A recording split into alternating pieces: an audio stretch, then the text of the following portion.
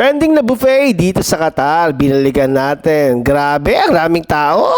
Tara, samahan niyo ako.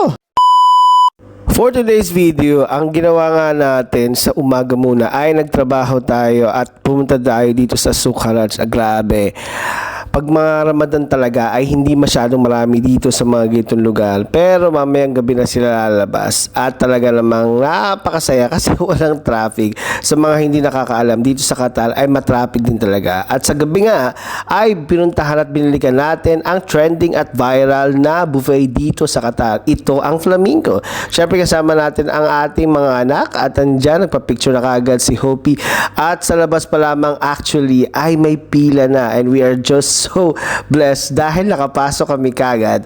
At ayun sa labas ang raming pila kasi nga itong kanilang buffet ay nag-uumapaw sa loob, sa labas at yung mo punong-puno kaya nga sa baba na kami nakaupo. Umpisa na natin itong kanilang buffet na nagsisimula dito sa Mahiwagang Ramen na grabe kasama yan sa buffet at yung kanilang street food.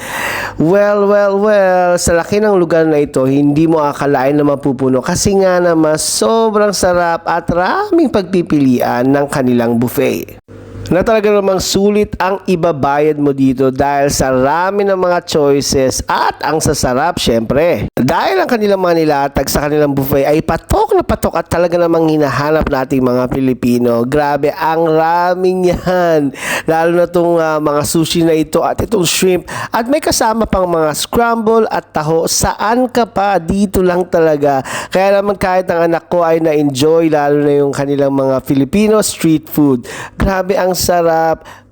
At namangha din ako sa kanila ditong cordon bleu na balls. Grabe, ang kulit lang talaga. Ang Flamingo talaga ay isa sa mga catering at sabihin nating restaurant na talaga nagsiserve ng mga Filipino na kumbaga hindi lang basta normal nilang ihain, kundi dadagdagan nila ng twist at lalo nilang pasasarapin, hindi lang sa lasa, kundi din sa paningin.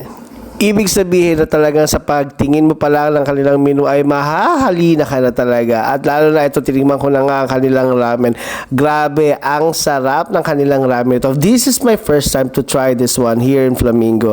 And truly na masarap. At kahit hindi buffet, siguro ordering ko to. At syempre, hindi natin pinalampas itong mahiwagang taho. Grabe, para lang akong nasa Pilipinas habang kinakain ko itong mahiwaga at masarap na taho. Kaya naman si Y pa hindi rin napigilan at trinay din itong taho ng Flamingo. At syempre sinunod na natin itong kanilang dessert na nasa maliit na baso na parang jelly. Ay grabe, ang sarap din ha. Nakakatuwa yung mga ganito no.